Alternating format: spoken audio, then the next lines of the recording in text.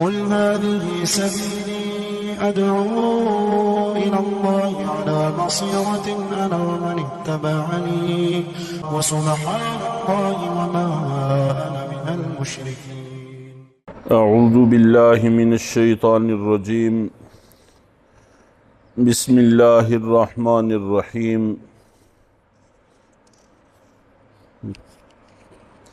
فبما نقضہم میثاقہم،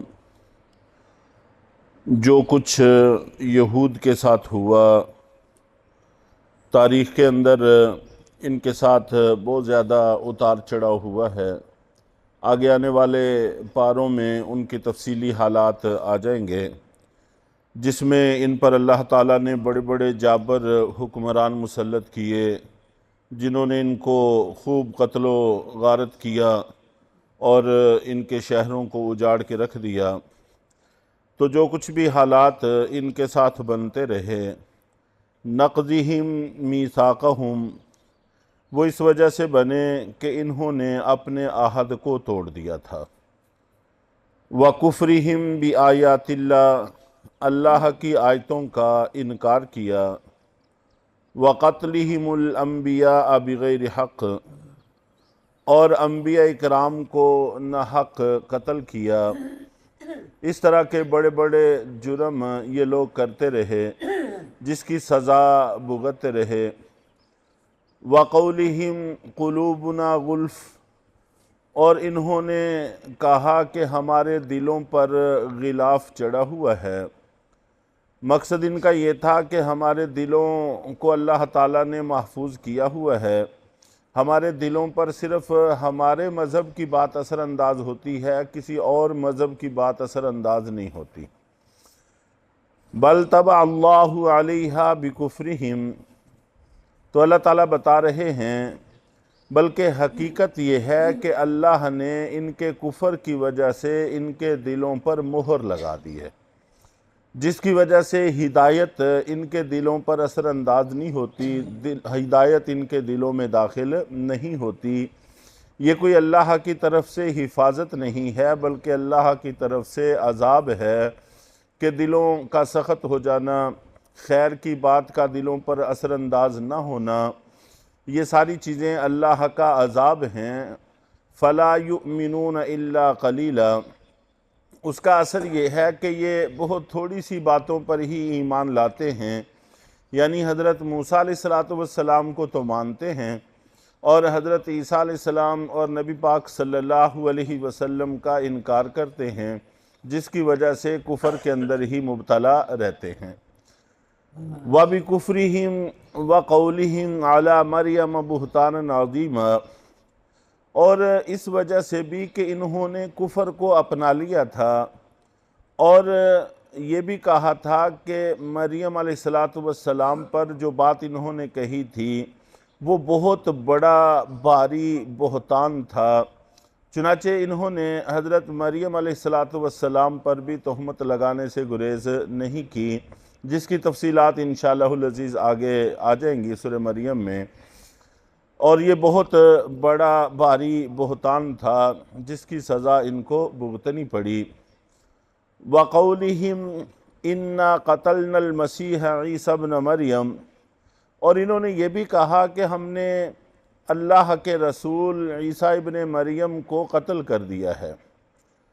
عیسیٰ ابن مریم رسول اللہ، اللہ کے رسول عیسیٰ ابن مریم کو ہم نے قتل کر دیا ہے.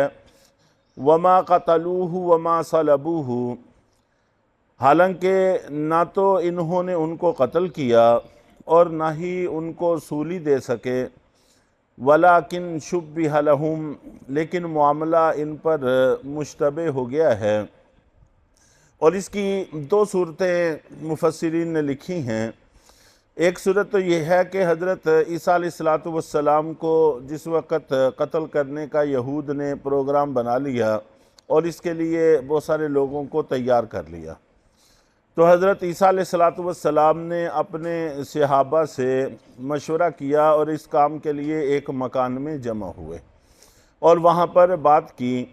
تو حضرت عیسیٰ علیہ السلام نے اپنے حواریوں سے، اپنے صحابیوں اور ماننے والوں کو کہا کہ تم میں سے کوئی شخص ایسا ہے جو میرے لیے قربانی دے اور پھر جنت میں میرے ساتھ ہو؟ چنانچہ ان میں سے ایک نے کہا کہ میں اس کے لیے تیار ہوں۔ تو ان کو حضرت عیسیٰ علیہ السلام نے اپنا عمامہ عنایت فرمایا، اپنا کرتا عنایت فرمایا، اور وہ پہنا کر ان کو باہر بھیجا۔ اور باہر یہود کے دستے نے گھر کا محاصرہ کیا ہوا تھا۔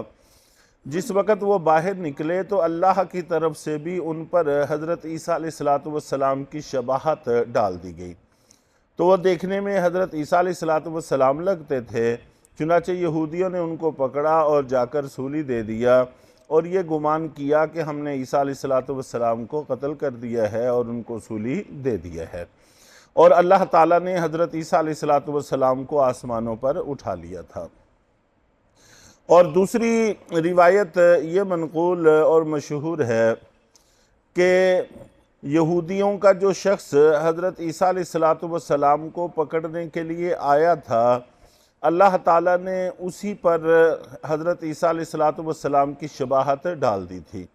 جس وقت وہ باہر نکلا تو چونکہ حضرت عیسیٰ علیہ السلام کے مشابہ تھا، اس لیے یہودیوں نے اس کو پکڑ لیا۔ وہ بہت پکارتا رہا کہ میں تو تمہارے ساتھ کا ہوں، میں عیسیٰ نہیں ہوں، لیکن کسی نے بھی ان کی نہیں سنی کہ ایسے موقع پر ہر شخص ایسے کہا ہی کرتا ہے، اور لے جا کر اس کو سولی پر چڑھا دیا، اور اللہ تعالیٰ نے حضرت عیسیٰ علیہ السلام کو آسمانوں پر اٹھا لیا۔ اور مرزیوں کا اور ہمارا مسلمانوں کا بنیادی اختلاف یہ بھی ہے کہ حضرت عیسیٰ علیہ السلام آسمانوں سے نزول فرمائیں گے، اور مرزا غلام احمد قادیانی نے دعویٰ کیا کہ میں عیسیٰ ابن مریم ہوں، حالانکہ اس نے سب کے سامنے اسی دنیا میں جنم لیا، اسی دنیا میں سکولوں میں پڑھتا رہا، ماسٹروں سے پٹتا رہا، اور جو کچھ اس کے کرتب تھے وہ بھی سب کے سامنے ہیں۔ تو حضرت عیسیٰ علیہ السلام ہونے کا دعویٰ اس کا سراسر جھوٹا اور غلط ہے۔ تو یہاں پر بہت واضح طور پر اللہ تعالیٰ نے اس عقیدے کو بیان فرما دیا ہے کہ وَمَا قَتَلُوهُ وَمَا صَلَبُوهُ وَلَكِنْ شُبِّهَ لَهُمْ، کہ نہ تو یہ یہودی حضرت عیسیٰ علیہ السلام کو قتل کر سکے اور نہ ان کو سولی چڑھا سکے، لیکن اللہ تعالیٰ نے ان پر معاملے کو مشتبہ کر دیا تھا۔ وَإِنَّ الَّذِينَ اخْتَلَفُوا فِيهِ لَفِي شَكٍّ مِّنْهُ، اور یقیناً یہ لوگ جو آپس میں اختلاف کرتے ہیں حضرت عیسیٰ علیہ السلام کے بارے میں شک میں پڑے ہوئے ہیں، اس لیے کہ شباہت صرف چہرے پہ ڈالی گئی تھی، باقی جسم پہ تو شباہت نہیں ڈالی گئی تھی۔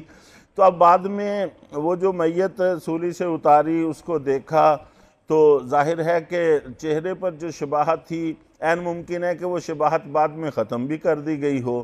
تو اس طرح سے معاملہ ان پر مشتبہ ہو گیا اور آپس میں اختلافات کرتے رہے۔ مَا لَهُمْ فِيهِ مِنَ الْعِلْمِ إِلَّا اتِّبَاعَ الظَّنِّ، کہ یہ لوگ ان کو کسی طرح کا کوئی علم نہیں ہے سوائے اس کے کہ یہ گمان کا اتباع کر رہے ہیں، بس اپنے ذہنوں میں جو ایک گمان قائم کر لیا ہے اس کے پیچھے لگے ہوئے ہیں، یقینی علم کسی چیز کا بھی ان کو نہیں ہے۔ وَمَا قَتَلُوهُ يَقِينًا، اور یقینی بات ہے کہ یہ حضرت عیسیٰ علیہ السلام کو قتل نہیں کر سکے۔ بَلْ رَفَعَهُ اللَّهُ إِلَيْهِ، بلکہ اللہ تعالیٰ نے حضرت عیسیٰ کو اپنی طرف اٹھا لیا تھا۔ وَكَانَ اللَّهُ عَزِيزًا حَكِيمًا، اور اللہ تعالیٰ اقتدار والے ہیں، حکمت والے ہیں، اللہ تعالیٰ کے ہر کام کی حکمتیں وہی بہتر جانتا ہے۔ تو اس لیے مسلمانوں کا عقیدہ قرآن پاک کی ان آیات کے اعتبار سے بہت واضح اور بڑا روشن ہے، بڑے آسان لفظوں میں ہے، آسانی کے ساتھ ہر بندہ اس کے مفہوم کو سمجھ سکتا ہے۔ اللہ تعالی ہم سب کو صحیح عقائد پر قائم رہنے کی توفیق عطا فرمائے۔